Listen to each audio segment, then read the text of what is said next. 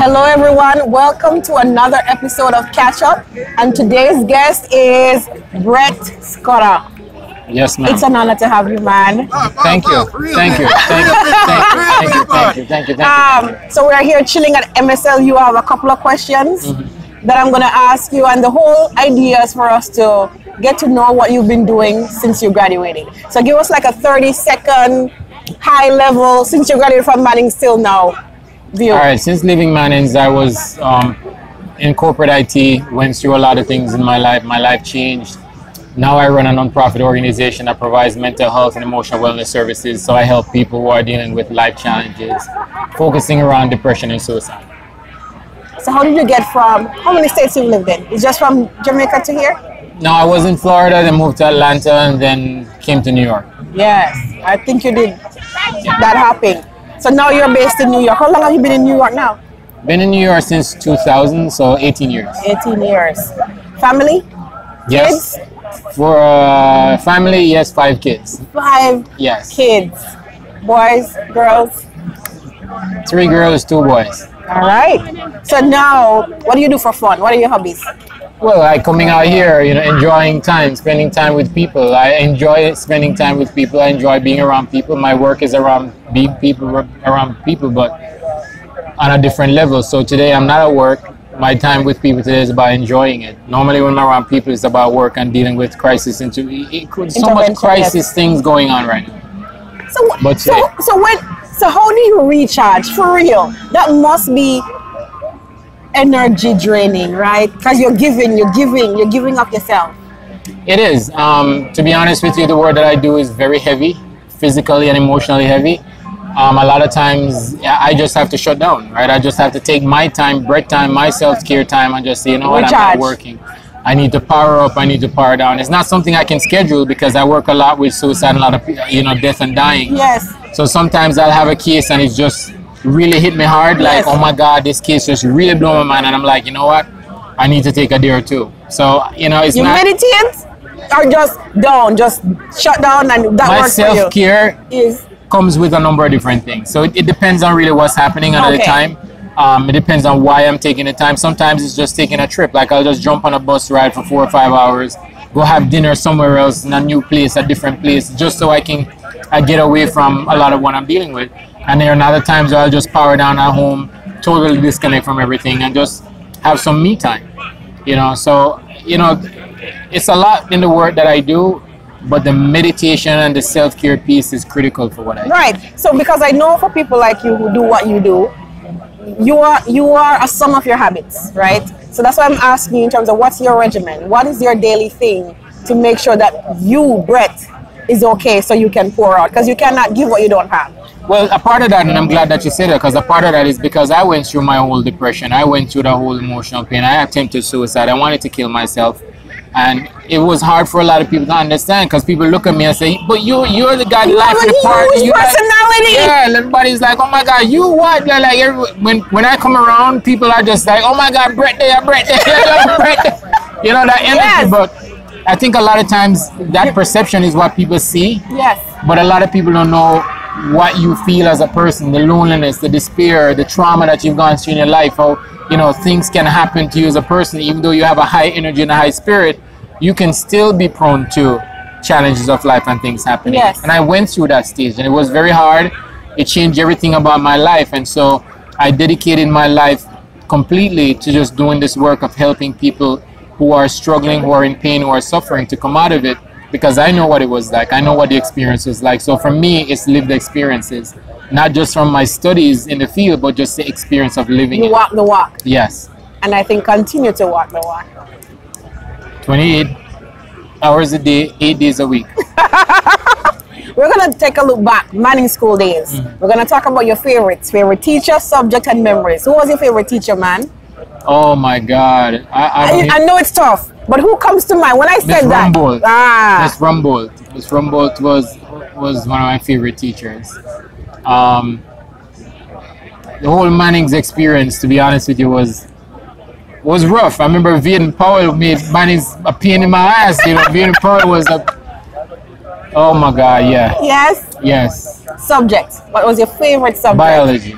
Why? I love biology. Who was the teacher? Well, remember, my mother was a nurse. My dad worked at a hospital. So I had this whole affinity for just the whole body. I just love the idea of knowing what the body comprised of and all that stuff with the makeup of the body, the anatomy and all that. So biology was my favorite subject. And I can't remember who, because I think we had 2 or 3 teachers during that whole time. Did Mrs. Boyd ever teach you? Or it wasn't Miss Boyd. okay. It wasn't Miss Boyd. She was my bio teacher. Yeah, it wasn't Miss Boyd. Okay. What But about yeah, biology was your favorite subject? Memories. When you think back of your Manning school days, what memories make you laugh and be like, that was some good times? I think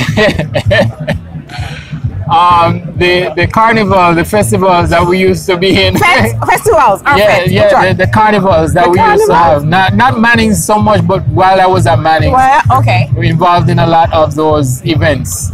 So more the events were the fun part of it. Because you know I'm a fun guy. I like enjoying myself. The laughter, the music, the entertainment. Yeah. You are energy given. Do you know that? That's what they tell me. Yes, and that's why I have to ask you about your routine, because I know it's coming from somewhere, going to somewhere. Yeah. So how do you recharge? Yeah. So what did you used to believe about yourself that now you look back and say that was some bullshit? To be honest with you, I still maintain the same thoughts of myself now. I think one of the things that I kind of found very hard was I went into a bad state in my life and I lost that belief in myself, and just went into this deep, depressive, painful state.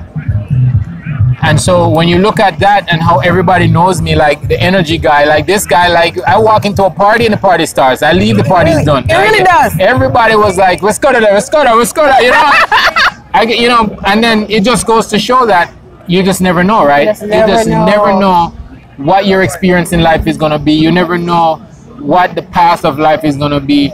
But then the question then becomes, if and when you get into those experiences and they come up, who do you turn to? Do you have a support system? Can you turn to the people that know you? Because I find that to be one of the most challenging things that I really see in my personal life and in working with people. How can you be the life of the party but still feel Because alone? most people just, you don't want people to really know how you're feeling. You don't want people to know what you're going through. You want them to see that happy person. You want them to see that person. That vulnerability is it's hard to be vulnerable around people who are going to look at you and be like, man up, why are you acting like a punk? Why are you acting like a wood? You're not like that, but you don't know that. You don't know what I've been through. You don't know what I'm going through. And so to even just express that for you to understand may be hard. So, you know, it really pushes people into that depressive state, shutdown state. And that was it for me. I really lost myself. Was there a trigger? Do you want to share? Because you said I pretty much lost everything in my life. I lost my job. I lost my house. I walked away from my family. I walked away from my marriage. It was just a ripple effect of a lot of things. Not because I was a bad person or did anything bad. It was just a bad situation and bad circumstances. And is that situation better now? Well, walking away from all of that was a learning experience, because after losing all of that, what I gained from life was just a realization of just the only thing that I really have in my life that is value is me. And the person that I am. I mean, I can't lose my personality, but I can lose material things. I can lose a job. I can lose a house. I can lose a car, all those things, but can't lose your personality or your characteristics as a person. So build on that, sustain that, you know, grow from that. But don't put so much emphasis on material things and financial things. How would you describe Brett as a person? A humble person who really has seen life for really what it is and embraces life for exactly what it is. I embrace people for who they are, what they are, and I don't judge people. That's just me. What advice would you give to your younger self? Stay true to yourself, continue being who you are, and just don't lose that personality that you had. No matter what happens, no matter what challenges come, just stick with that personality. Because I am still the same person as I am. I'm still that life and that energy and that, you know, vibe person. It's just sometimes you just need that reassurance, you know, from others that, you know, it's still there. What are you most proud of? What I'm most proud of is walking away from all that I thought life was really worth and value to who I am today. A person who does not have material or financial wealth, but the work that I do touching people's lives every day is a wealth that is immeasurable. It's priceless. I've saved so many lives and so many people from despair, and so many people are just going through it. When I hear them say, if it wasn't for that man, I wouldn't be where I am right now. If it wasn't for that man, I wouldn't have what I have. If it wasn't for that man, I would have lost, you know, all those things are the things that I now hold dear to me. Yes. And just find value in. So between you and I and everyone watching this video, I went through a similar episode and had to literally work my way through it. So you'd be surprised how many people have walked the walk to try to get through the other side, or walks it today, because it comes in fluxes, right? So if somebody's watching this video and they want to contact you and you're in that place, how would they find you? So I have a website. My organization is called the Scudder Intervention Services Foundation. We go by the acronym of SISFI. So you do a search for SISFI, you will find me. My number, we run a 24/7 crisis lifeline, 917-651-1889. I mean, we get calls from everywhere, all right? I still even provide a lot of services to people in Jamaica because it's a big issue in Jamaica as well. So even while I'm here, I'm still providing services and support to people back home. And we're not allowed, in Jamaica, you're not allowed to show that vulnerability. It's weakness. It equals to weakness, not being brave. Well, I think what happened is, and this is one of the things that I get credited for, is because I speak out, because I show my vulnerability as a person who everybody says, well, you know, that's Brett, you know, like he is all that. Yes, so that's Brett. Yeah, so when they hear me talk about me being in that state or exposing my vulnerability, it just becomes really real for a lot of people. And they're like, oh my God, well, if he can do it, I can do it. So that's one of the strengths that I've taken, that there is strength in vulnerability.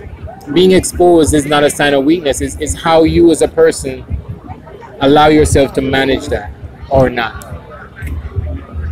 So you talked about separating from the stuff, like the material stuff and all of that. So what is success to you? How would you define success today? Success is just feeling good about who you are as a person and what you do. At the end of the day, you go home and you feel good that what you've done, how you've done it, who you've helped, how you've helped them was from the heart. You know, it's not, I mean, I've made money, I've had material things, but I never felt the type of happiness and peace that I feel about me, Brett, as a person now. And all the reason why I'm feeling that is because of just helping people who, some of them have it. And you think that, oh my God, they have it and they're okay and they have it. No, it's not like that. So that's what I find, that strength in that piece. Last question. When you die, what do you want us to remember about Brett? Just this happy face. And the energy and the love and just me. Just you? Just me.